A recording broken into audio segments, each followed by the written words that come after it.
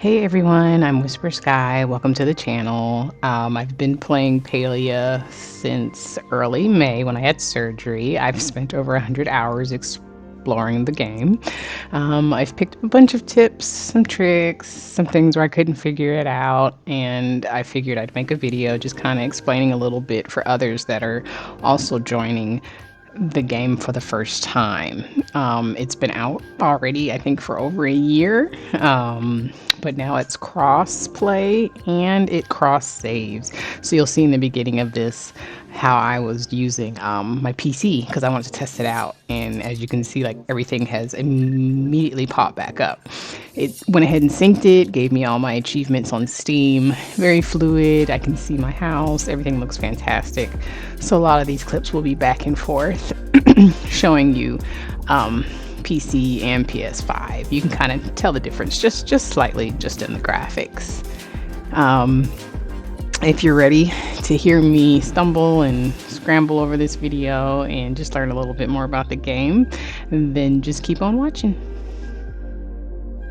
My first piece of advice playing this game is take your time. It's meant to be done over a long period of time. A lot of people, I notice, kind of rush into the game trying to complete all of the quests. There are a lot of quests, but once the quests are done, they're done. That's it until they put more quests. And they do updates, and they do them frequently.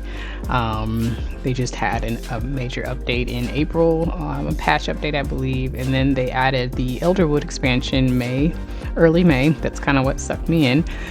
And then, of course, PlayStation was, advertising, hey, look what is now available. So that's how I got sucked into it. Of course, I was super excited because I wanted to get into Elderwood, but I took my time. I went slow. I made sure to look around and just kind of learn the mechanics of the game first. You're going to see that people play by themselves or they play in a party. The game is a multiplayer, so it is meant to play in a party to help speed things along, like cooking marathons, and there are little fun games that you can play where you go hunting together. As you can see in the corner, my friend up here, we're always in a party together. That's my best friend. I've got her playing now too, so you'll see her name constantly because we're always in a party together. And when we have time, we'll get together and kind of run around and have a little fun and visit each other's house and see what we've decorated. Now at the part of the game where you got to cook some food. Your person has to eat. It's very simple. You'll earn recipes from finding them out in the world and other NPCs' houses.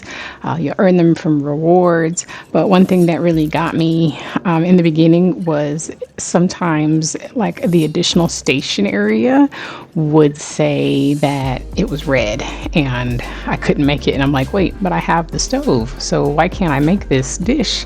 It turns out you're eventually going to need two of everything.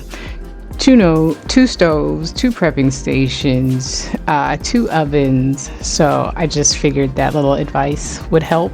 And also, if you're making a recipe and something is missing, but you have enough of it, make sure to hit the little box at the bottom that says use star quality ingredients. It doesn't automatically use your star ingredients. So that was just a good thing to know. All right, let's get into this gardening. So who doesn't love gardening, right? You'll get about 9 plots if I'm correct. Of course, you want to water your plants daily. It looks like I water about 3 or 4 times in a session that I play. I'm not quite sure on the timing.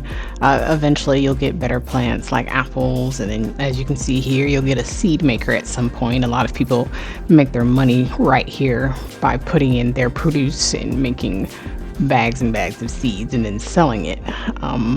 Again, I think the biggest plus for me so far has been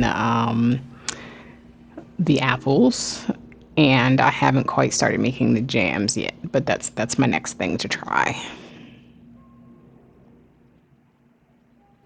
And then you can see here, my apples have finally grown in. I've got 2 more growing. I got a weed over there too. It gave me, what, 16? So I'm going to go ahead and go into the storage bin, plop them in there, just to kind of show you guys how much money you just get just from the apples alone. So typically I'll sell the ones that aren't starred and I'll keep the starred. Trying to build them up for the jam recipes I'm going to make or any other recipes that I'm going to make in this game. Let's talk a little bit about building. So this is the overview of your plot.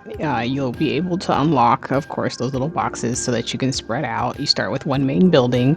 As you can see, I've added on a large room to the harvest house, and then I've got a side room. I've got a hallway you can't really see. So you can move things around from this view, or you can do it in first-person view. I prefer it in first-person view, but I like to look above to make sure I can see everything. And then you'll go through and you'll start getting additional add-ons, and this is where you go to find those add-ons. I think it's R3 on the PS5, and like I got a porch, but I have nowhere to put that porch right now. I have a gazebo type piece that they've given me, but I haven't quite decided where I want to put it quite yet. Fishing. It can be fun. It can be a struggle at the beginning. What I kind of found is take your time. Don't be in a rush to reel them in. When the fish start flopping like crazy, like let go, like let them flop like crazy and just keep following them. They'll eventually calm down and then you can start reeling again. The fish patterns are crazy. Some jump around way crazier than others and some are smooth sailing. So don't freak out if you can't catch a fish. And they're so random and there's so many. Another thing about fishing is you can also get Fisher's Brew, which will help make those like little parentheses that you see right there in green a little bit bigger. You'll be able to unlock that as well, so that'll help. There's other little things that will help with fishing along the way. You'll get worms, you'll get glow worms, so don't feel bad. Definitely fish without worms occasionally, because as you can see here, you will get a chest, and those chests will either have something in them. Sometimes they'll be as you can see here, I got a quest, so I found a chest with a quest in it, or I'll find a chest with a jewel in it. And those chests, as you can see, I've been stacking them because there's several couple different ones, but if you don't like the chest, they do stay in your inventory. So what you would have to do, as you can see here, I found a brand new chest in Elderwood, is you pick it up, you get the contents, and then you're literally going to go into your inventory and you're going to delete. So now we're at the map view. As you can see here, the NPCs move around. I love that. They go to different places, different times of the day.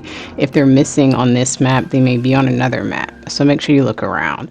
I know some of them appear at certain times at the same time. I know that like the little boy is in the market at like 5 a.m. sharp. Like he's in the middle of the market with his backpack, and so I go out and see him. Make sure you talk to everyone you see. You do build relationships. You can romance them and get little prizes and gifts like that. So it's very fun. It's intuitive. The little comments they make are cute. Sometimes you'll hear like they'll all gather at the tavern for dinner time, and you'll try to talk to them and they'll be like, can we do this later? I'm a bit hungry. And I'm like, oh, okay, excuse me then. But I do like these characters that they have. They're adorable. And once you get to level 3, you get a quest from them. Like they're all their individual quests, and then you get a key and you can go into their rooms, and sometimes they'll have recipes or items in there, or anything like that may be of value to you. It's just pretty fun to kind of just talk to them and hang out and just kind of look at their rooms.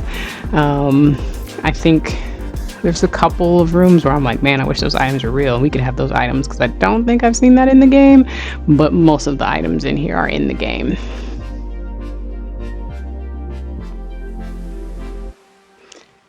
And then, of course, you can shop with them. Some of them have their own stores.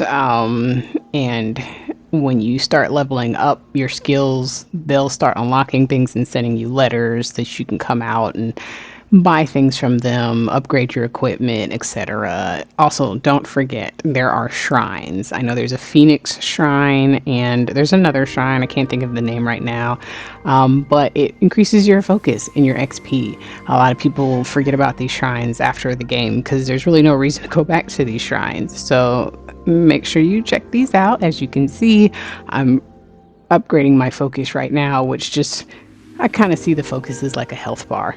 So once it depletes, you know, you gotta fill it back up. Other than that, these were just a few things I've discovered while playing this game. It's been a blast. I'm having so much fun learning all the new things.